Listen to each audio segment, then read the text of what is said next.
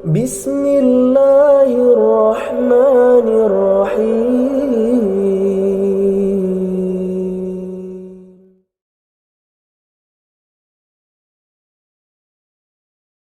Bismillahirrahmanirrahim. Assalamualaikum warahmatullahi wabarakatuh. Alhamdulillahilladzi arsala rasulahu bil huda wa dinil haqq liyudhhirahu 'alad dini kullihi wa kafa billahi shahida wa asyhadu an la ilaha illallah wa la syarika lah wa asyhadu anna Muhammadan 'abduhu wa rasuluhu sallallahu alaihi wa ala alihi wa ashabihi wa man tabi'ahum bi ihsanin ila yaumiddin wa sallama tasliman katsira, amma ba'd. Ikhwani al-fudala rahimani Allah wa iyyakum. Alhamdulillah, pada kesempatan malam yang berbahagia ini kita masih mendapatkan kemudahan dan kesempatan dari Allah Jalla wa Ala untuk duduk kembali di majlis yang mulia ini, di masjid yang kita cintai. Semoga Allah Azza wa Jalla senantiasa memberikan kita kemudahan untuk bisa mengambil banyak manfaat dari petunjuk ayat-ayat Al-Quran dan dimudahkan untuk bisa mengamalkannya, berharap untuk mendapatkan ridhonya ketika kita berjumpa dengannya, dan juga sebagai sebab dari diampuninya dosa-dosa kita ketika kita berjumpa dengannya. Ikhwanul kiram rahimani wa iyyakum, kita masih bersama faedah yang kita ambil dari surat Al-Quran, dari surat Al-Baqarah, dan malam ini masuki ayat yang ke-54. Namun sebelumnya mohon untuk dibacakan lebih dahulu. Tafadhal.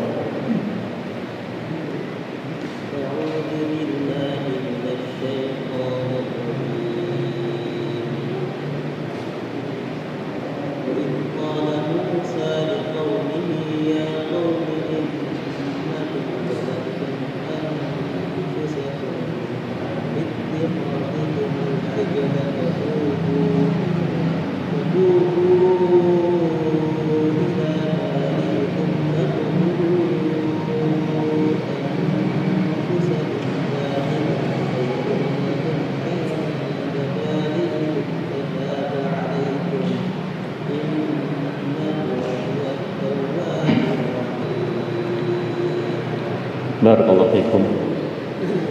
Allah menyebutkan a'udzubillahi minasyaitonir rajim. Wa idh qala Musa liqaumihi ya qaumi innakum zalamtum anfusakum biittikhadhikumul ajla fatubu ila bariikum faqtulu anfusakum dzalikum khairul lakum 'inda bariikum fataba 'alaikum innahu huwat tawwabur rahim.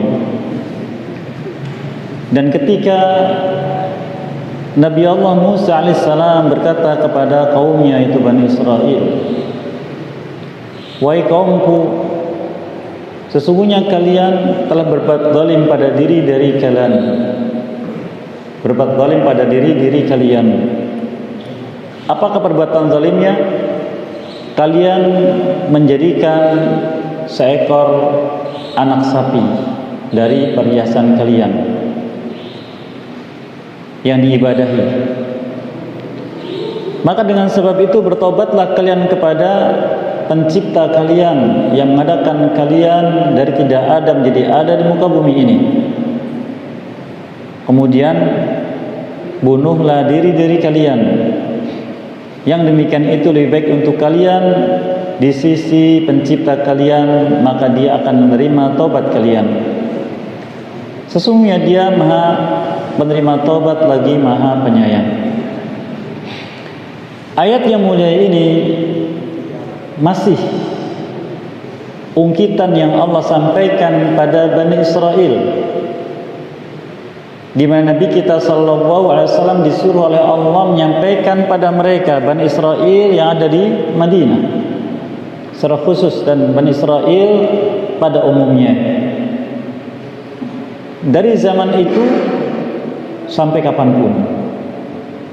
Dan ini sudah kita ambil faedahnya di majlis-majlis yang lalu. Di antara hikmah Allah Jalla wa'ala menyebutkan apa yang pernah Allah berikan pada Bani Israel terdahulu, yang kemudian diungkit pada Bani Israel zaman yang sudah jauh dari sebelumnya. Karena nikmat yang Allah berikan pada mereka juga dirasakan oleh generasi setelahnya.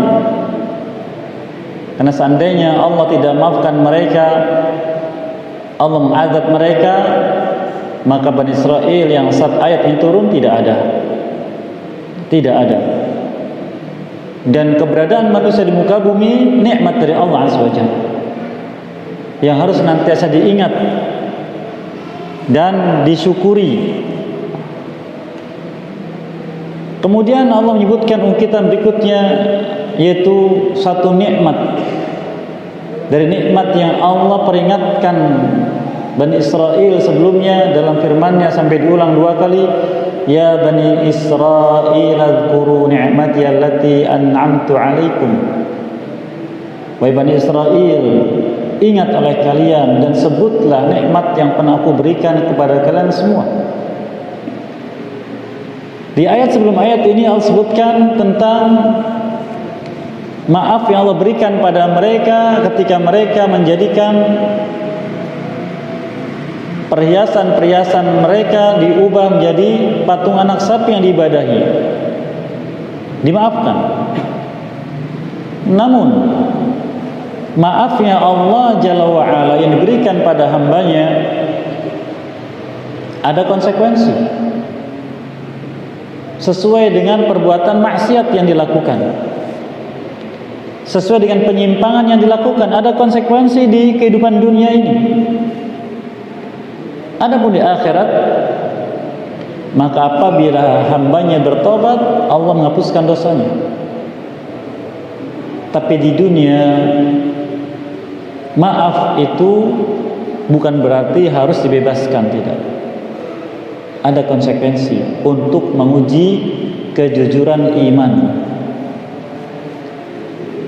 Allah firmankan di awal surat Al-Ankabut, afahasiban nas ayyutraku ayyaqulu amanna wa hum la yuftanun walaqad fatanna alladhina min qablihim falaya'lamanna Allahu alladhina sadaqu wa laya'lamanna al-kadhibin.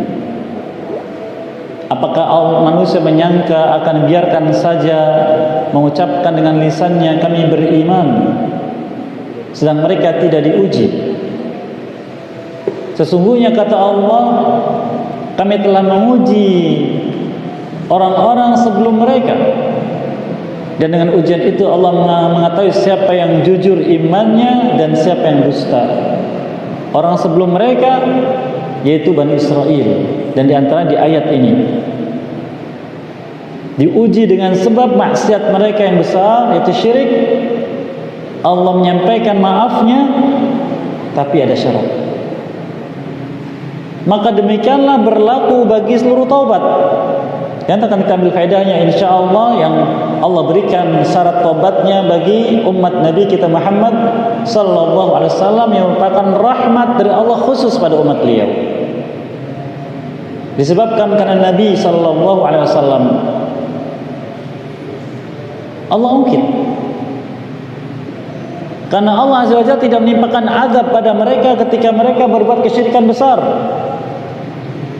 Padahal Nabi yang Allah utus pada mereka masih bersama mereka. Di mana ketentuannya Allah sebutkan dalam banyak ayat, diantaranya di surat akhir surat Fatir. Allah berfirman,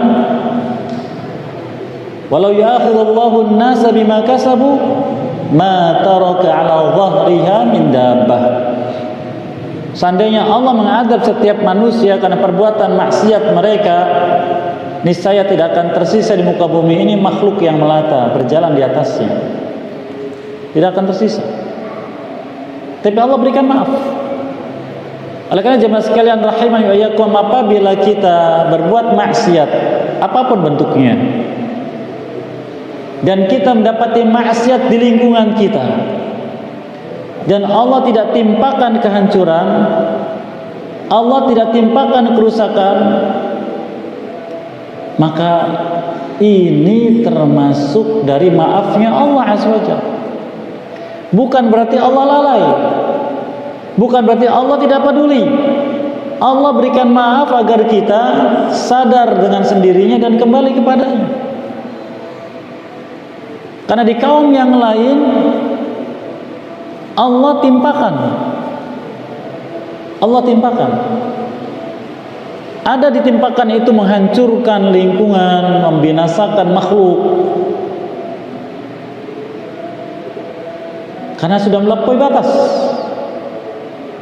Saya sebutkan tentang kaum Nabi Saleh alaihissalam, kaum Nabi Hud, kaum Nabi Nuh alaihissalam sebelumnya, kaum Nabi Lut alaihissalam dan sebagainya. Allah hancurkan karena melampaui batas. Dan ada juga yang hanya dirusak. Allah timpakan sesuatu dengan merusak lingkungan dan membinasakan 1-2 orang untuk pelajaran. Seperti yang firmankan di surat Ar-Rum, "Dharal fasadu fil barri wal bahri bima kasabat aydin nas liyudhiqahum ba'da alladhi 'amilu wa la'allahum yarji'un." Telah nampak kerusakan di daratan dan di lautan disebabkan karena perbuatan tangan manusia, yaitu maksiat mereka. Maksiat mereka. Agar mereka merasakan sebagian dari akibat buruk perbuatan mereka itu dan agar mereka kembali kepada Allah. Kembali kepada Allah. Dan contohnya pada masa-masa yang masih kita alami ini, masa pandemi. Adapun orang beriman, ini kemuliaan bagi mereka karena iman mereka. Kan di majlis yang lalu sudah kita sebutkan bagaimana sikap orang beriman menghadapi keadaan hidupnya, apapun bentuknya, mau senang, mau susah, mau lapang, mau sempit, mau sehat, mau sakit, mau kaya, mau miskin, sama. Yang pertama, sikapi dengan iman. Jazakallahu khair. Karena ini semua adalah dari Allah Azza wa Jalla, ketetapan darinya. Kemudian terima dengan ridha. Karena bagaimanapun ini takdir Allah Azza wa Jalla. Senang tidak senang, suka tidak suka, demikian keadaannya. Maka harus ridha. Yang ketiga, menjalaninya dengan tawakal dalam jenis sebab dan bersabar. Bertawakal dan bersabar. Dengan tawakal Allah berikan jaminan bahwa hasbuh, akan berikan kecukupan. Dengan sabar Allah katakan wasta'inu bisabri wassalah. Allah berikan pertolongan. Kemudian akhiri dengan syukur. Karena dengan syukur Allah akan melimpahkan nikmat. La in syakartum lazidannakum. Kami tambahin nikmat untuk kalian dan akan jauhkan dari azab. Ma yaf'allahu bi'adzabikum in syakartum wa amantum. Allah tidak akan melakukan apapun kepada kalian yang merupakan azab selama kalian masih bersyukur dan beriman. Ini pelajaran besar bagi orang beriman. Maka ketika Allah memberikan maafnya dengan tidak menurunkan bala yang membinasakan manusia, maka itu nikmat dari Allah Azza wa Jalla yang wajib disyukuri, yang wajib dijaga. Oleh karena Allah Azza wa Jalla pun menyebutkan bagaimana cara Allah untuk membinasakan suatu kaum. Allah sebutkan rahasianya. Rahasia kapan Allah akan membinasakan suatu kaum, diberikan tandanya.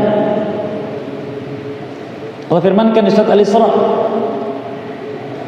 ayat yang ke-16. Wa idza aradna an nuhlika qaryatan amarna mutrafiha fafasaqu fiha fa haqqa 'alaiha al-qaul fadammarnaha tadmira. Apabila kami ingin, kata Allah, menghancurkan, membinasakan suatu negeri, suatu lingkungan, suatu masyarakat, kami akan biarkan orang-orang yang diberi kelebihan dunia, yang hidupnya suka berfoya-foya dan senang-senang, lupa kepada syariat Allah, lalu berbuat fasik dengan sepuas-puasnya, tanpa ada rasa malu dan beban, maka saat itulah haqqa 'alaihal qaul, tetap keputusan Allah bagi mereka. Apa itu? Fadammarnaha tadmira, kami hancurkan sehancur-hancurnya. Lakin apabila kita melihat di lingkungan kita kemaksiatan mulai nampak, jangan diam. Ini tanda Allah akan membinasakan negeri ini, lingkungan ini, menumpahkan kemarahannya. Maka cegah, segera cegah. Dengan apa mencegahnya? Allah SWT menyebutkan beberapa kriteria atau kiat agar Allah tidak turunkan azab pada suatu kaum. Yang pertama adalah syukur, tadi disebutkan di surat An-Nisa. Ma yafallahu bi'adabikum in syakartum wa amantum. Allah tidak akan menimpakan azab pada kalian selama kalian masih bersyukur dan beriman kepada Allah Azza wa Jalla. Demikian juga Allah Azza wa Jalla menyebutkan tidak akan menimpakan azab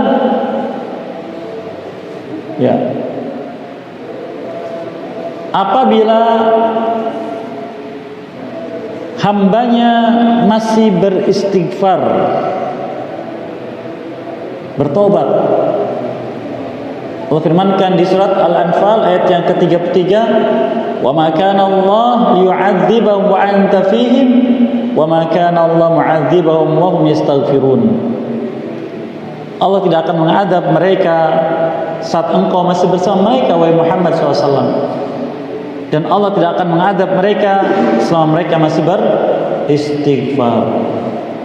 Maka istighfar mencegah azab Allah SWT. Demikian juga apabila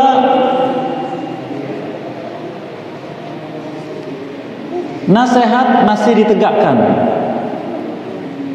dakwah amar ma'ruf nahi munkar masih disampaikan, maka itu mencegah azab. Sebagaimana yang Allah firmankan tentang hal tersebut di surat Al-A'raf. Di surat Al-A'raf, ketika Allah menceritakan tentang Bani Israel juga yang diazab oleh Allah Azza wa Jalla karena mereka melanggar ketentuan hari Sabtu yang tidak boleh mencari dunia, tapi mereka terfitnah, tergoda, maka Allah Azza wa Jalla menyebutkan tentang siapa yang diselamatkan di surat Al-A'raf ayat 164.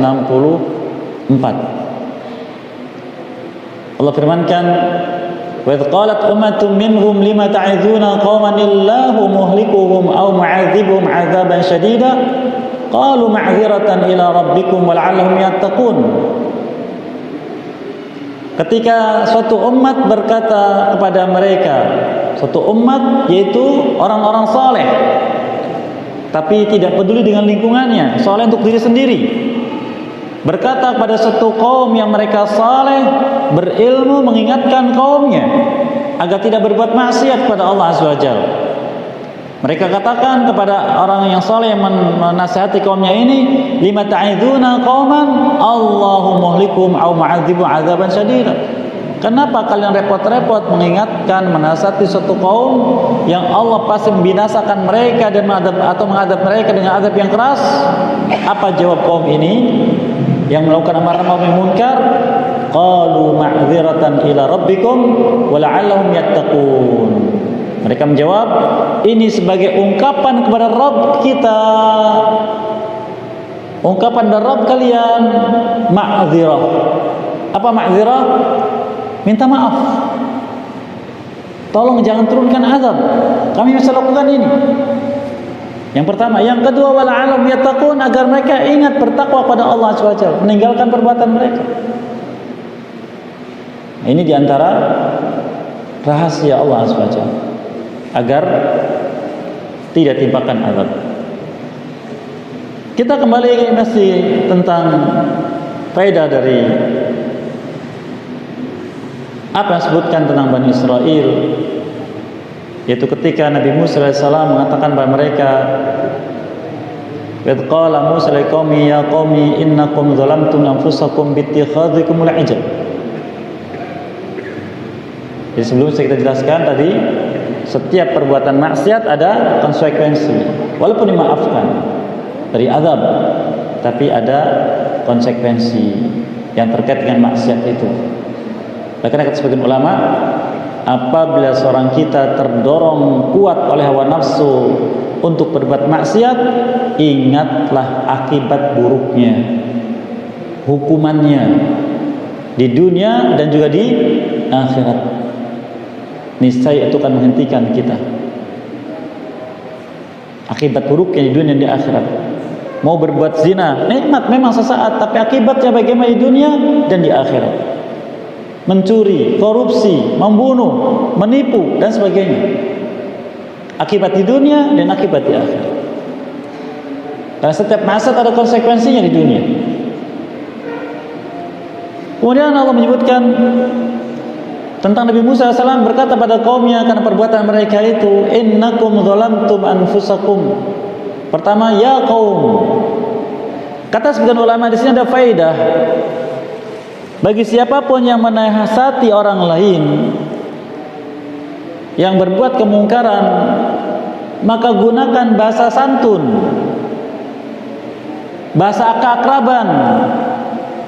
Di sini Allah menyebutkan, Nabi Musa mengatakan, ya qaumi, wahai kaumku, wahai saudaraku. Allah Jalla wa'ala ketika menyebutkan tentang kaum 'Ad di surat Al-Aqaf, wadhkur akha 'adin idh anzara qaumahu. Ingatlah saudaranya kaum 'Ad ketika mengingatkan kaumnya. Sebutkan dengan akha. Padahal Nabi dengan kaum yang kufur. Di sini ada isyarat keakraban. Akrab tidak harus mengikuti. Akrab tidak harus dekat. Tapi dengan perhatian, dengan nasihat. Oleh karena di antara bentuk tulusnya persaudaraan seseorang dengan saudaranya adalah masih mau memberikan nasihat. Masih memberikan nasihat.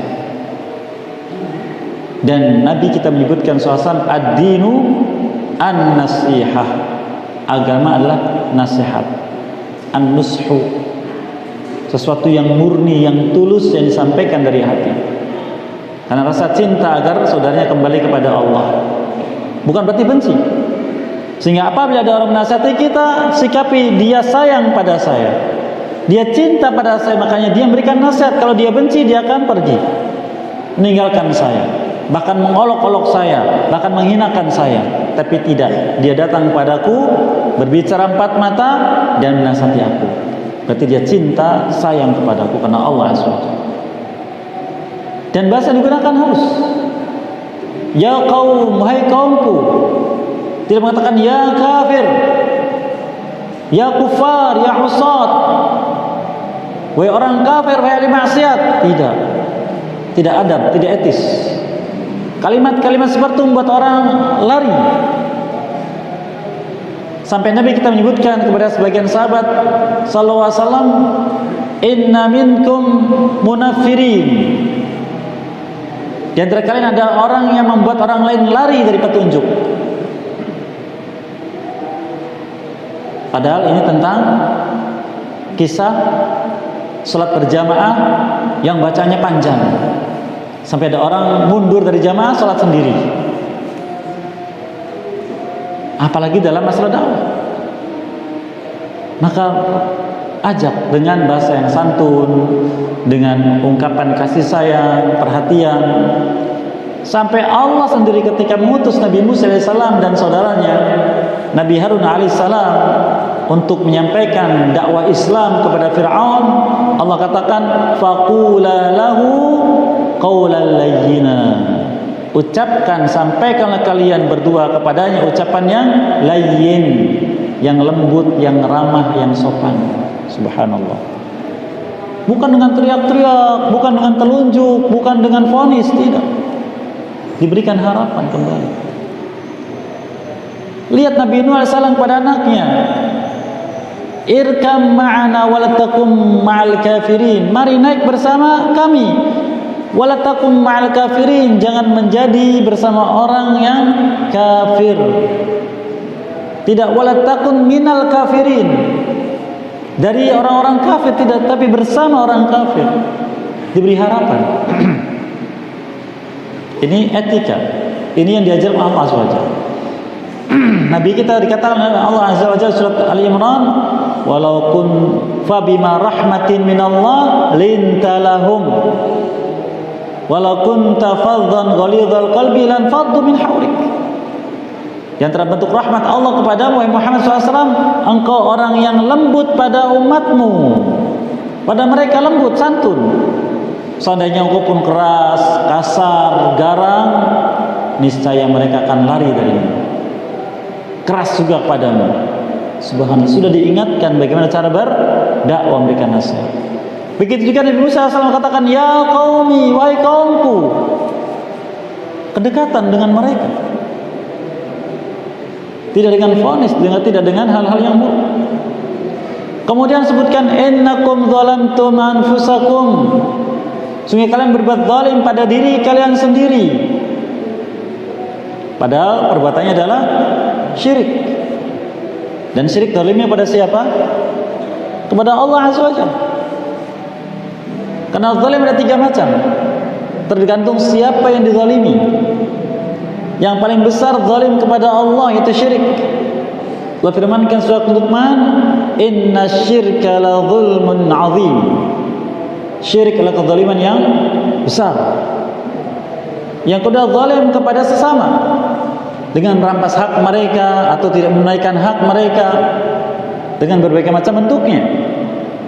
Dan yang ketiga, zalim pada diri sendiri, yaitu menjadikan dirinya sengsara, baik di dunia atau di akhirat. Nah, di sini Allah Azza wa Jalla sering menyebutkan syirik disandarkan pada zalim pada diri sendiri. Ya. Tapi tempat lain sebutkan zalim kepada Allah Azza wa Jalla.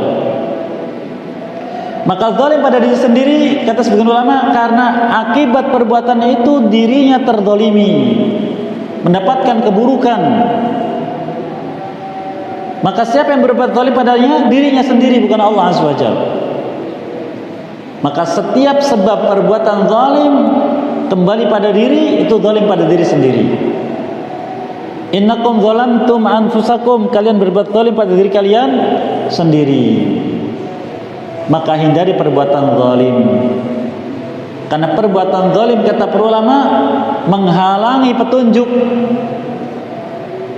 dan menjauhkan diri dari rasa aman.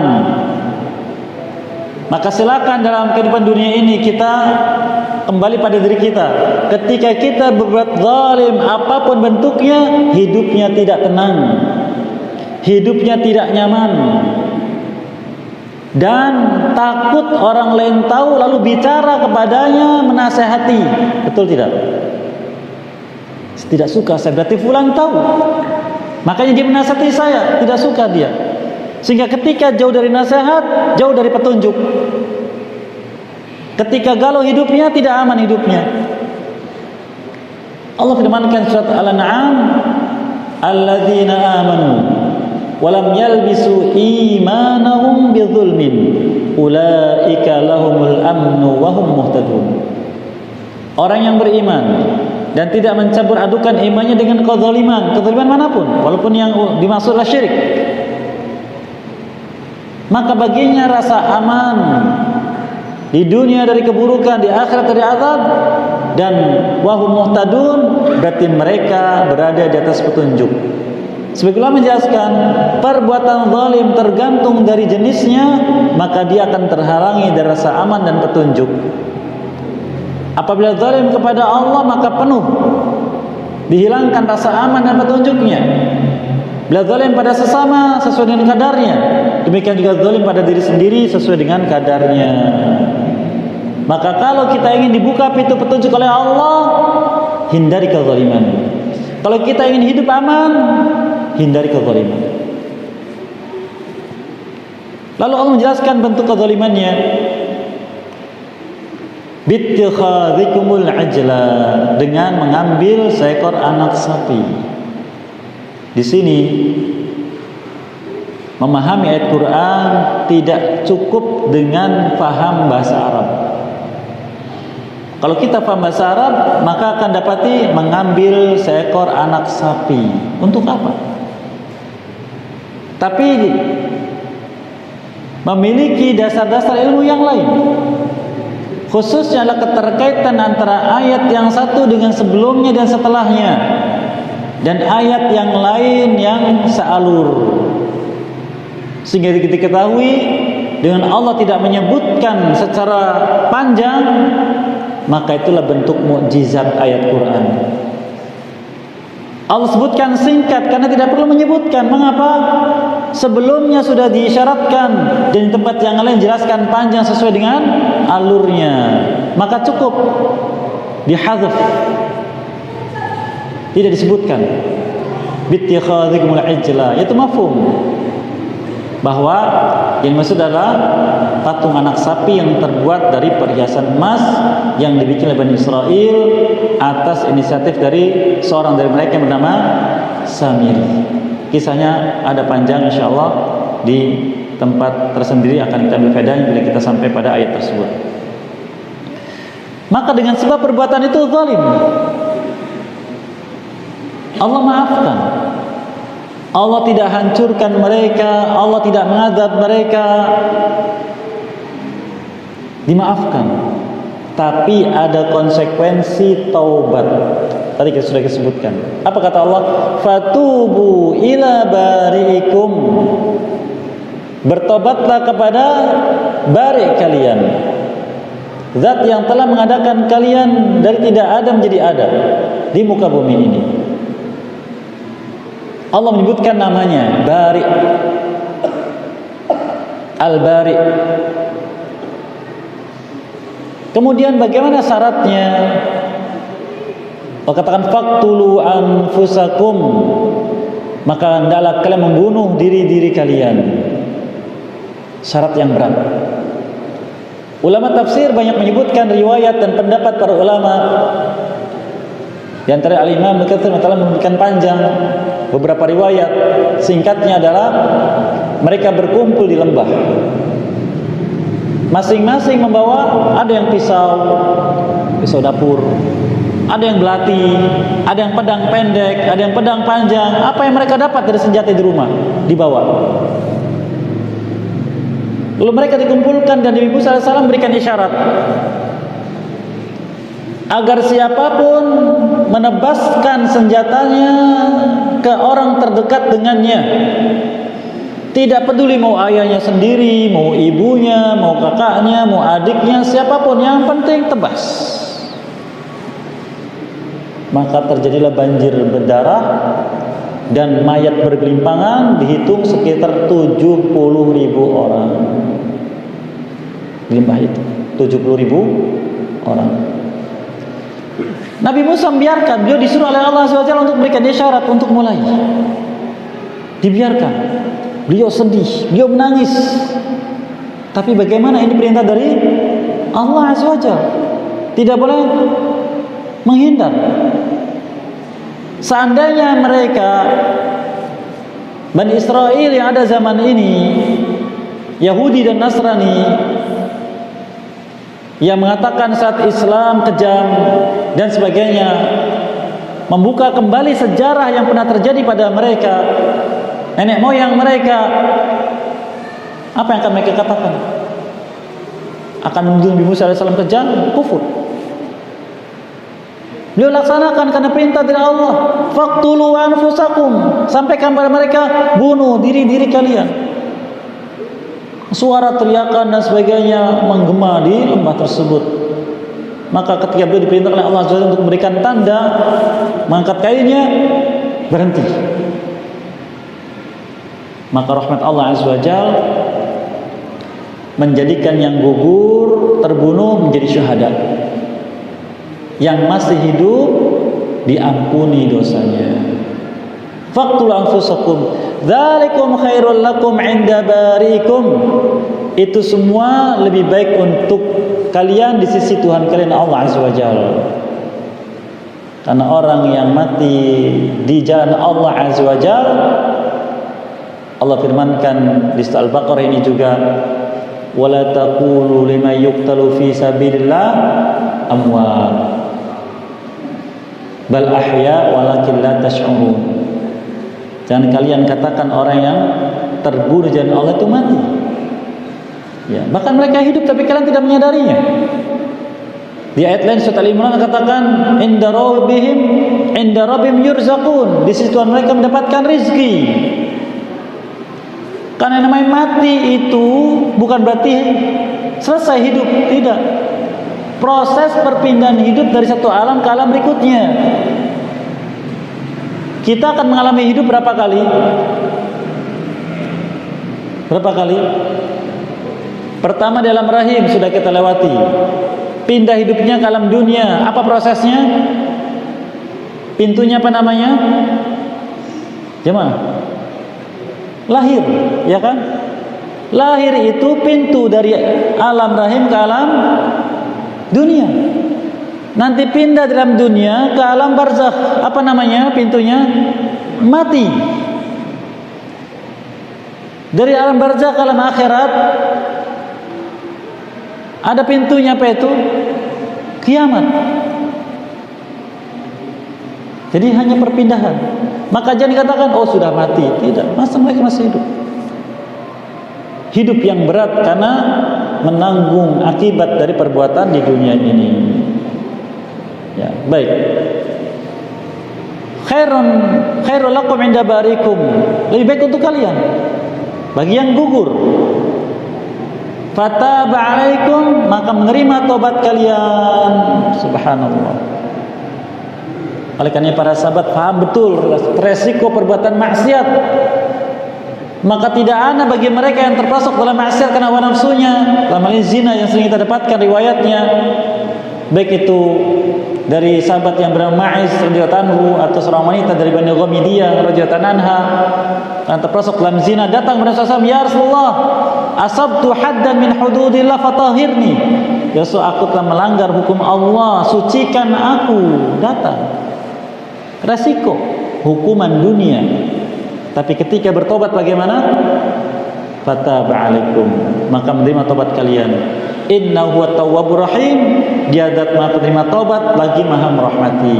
Dua nama ini yaitu maafkan di dunia dan melimpahkan rahmatnya di akhirat. Dilimpahkan pahalanya semuanya. Firmankan surat Al-Furqan, illa man taba wa amana wa amila amalan salihah faulaika yubaddilu sayyi'atihim hasanat. Kecuali orang ini bertobat, kemudian beriman, kemudian beramal dengan amal yang saleh, maka dosa-dosanya yang banyak itu bukan sekedar dihapuskan karena tobatnya, tapi diganti dengan nilai kebaikan. Itu rahmat Allah SWT. Semoga senantiasa membuka pintu tobat untuk kita sekalian dan melimpahkan rahmatnya kepada kita dan menjauhkan kita dari segala keburukan dan menjaga dari segala keburukan dan menjadikan kita hamba-hamba yang ketika berjumpa dengannya dalam keadaan dia ridho pada kita sekalian, dalam keadaan husnul khatimah. Wallahu lidzalikal qadir alaih. Wa sallallahu Muhammadin wa ala alihi wa sahbihi ajma'in. Da'wana alhamdulillahi alamin. Barangkali ingin sampaikan, silakan nanti setelah adzan Isya. Baik, barakallahu fikum. Dipersilakan bagi yang ingin menyampaikan sesuatu. Tafadhal.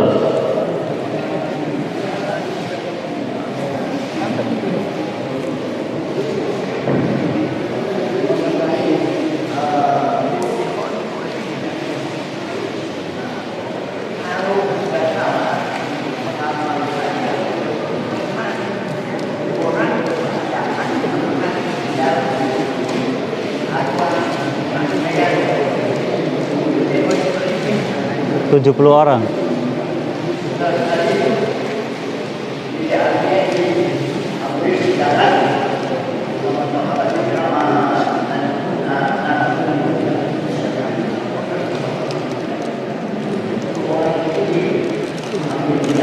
Baik, barakallahu fikum.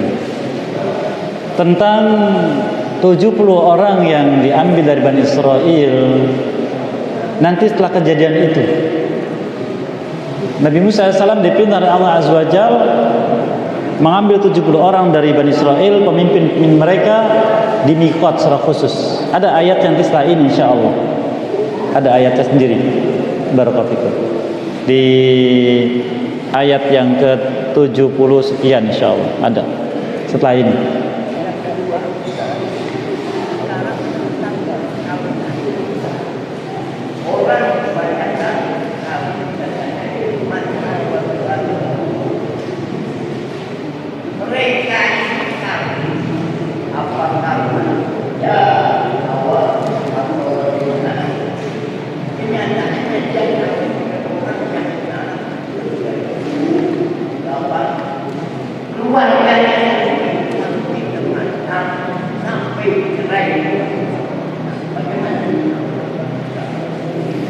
Baik, barakallahu fikum.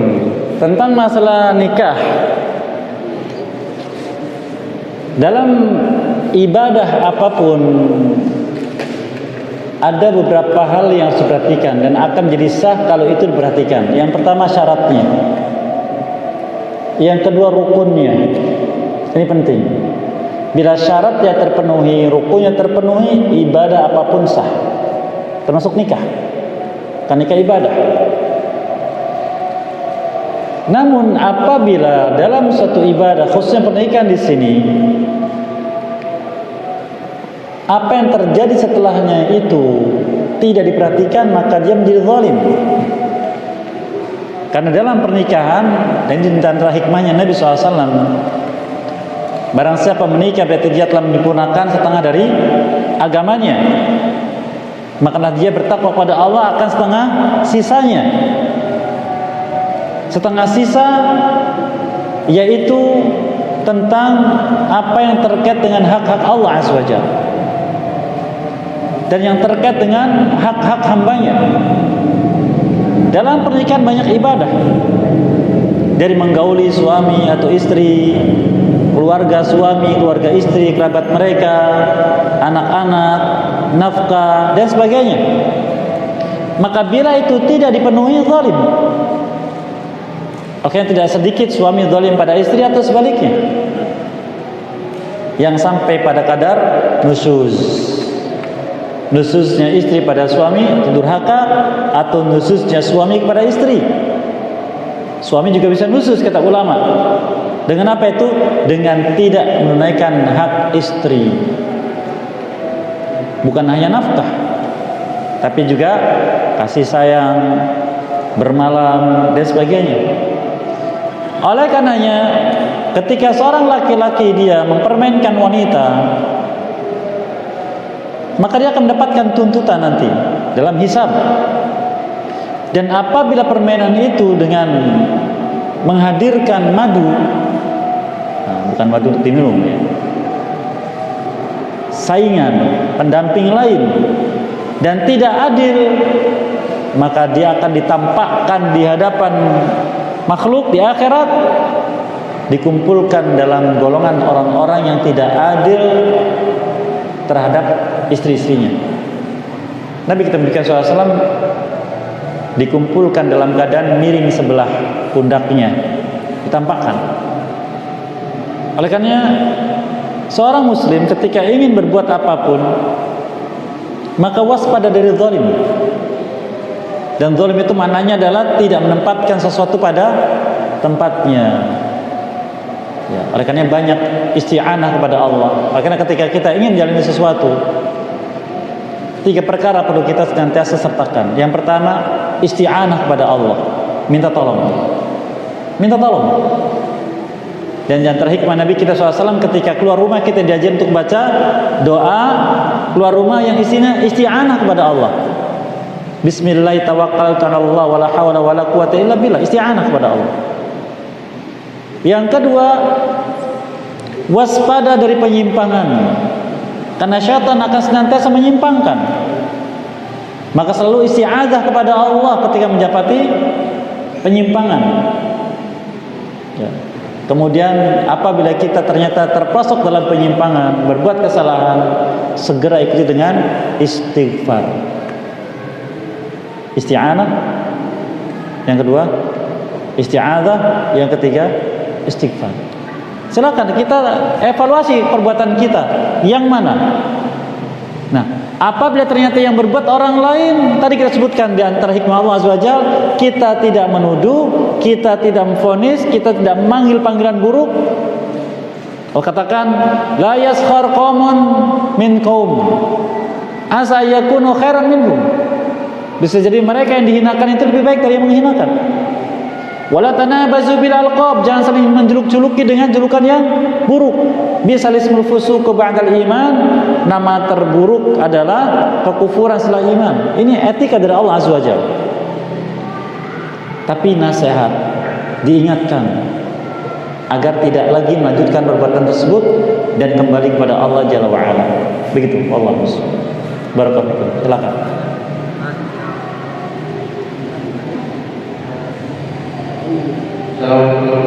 Waalaikumsalam.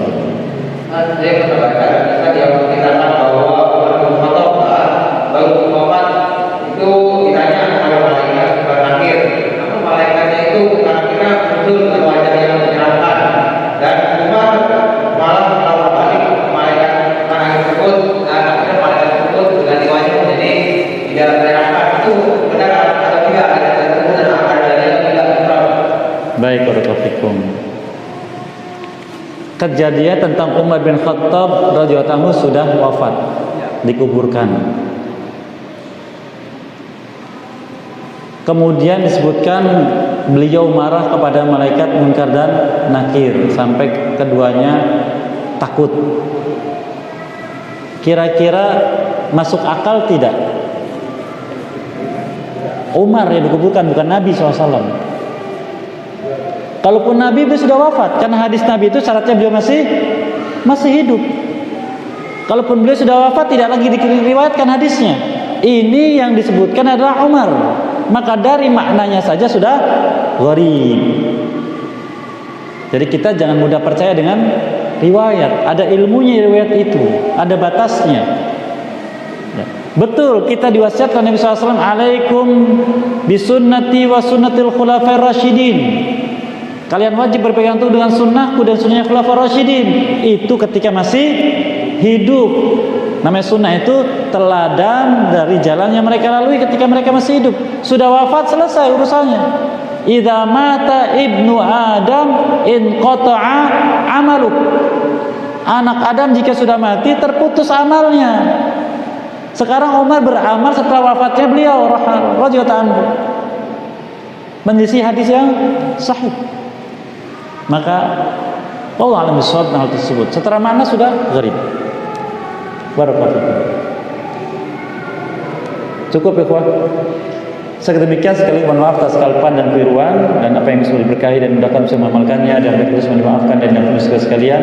Wallahu lidzakal qadri alaih wa sallallahu Muhammadin wa ala alihi wa sahbihi ajmain wa akhda'wana alhamdulillahirabbil alamin subhanakallahumma bihamdika asyhadu an la ilaha illa anta astaghfiruka wa atubu ilaik. Assalamualaikum warahmatullahi wabarakatuh.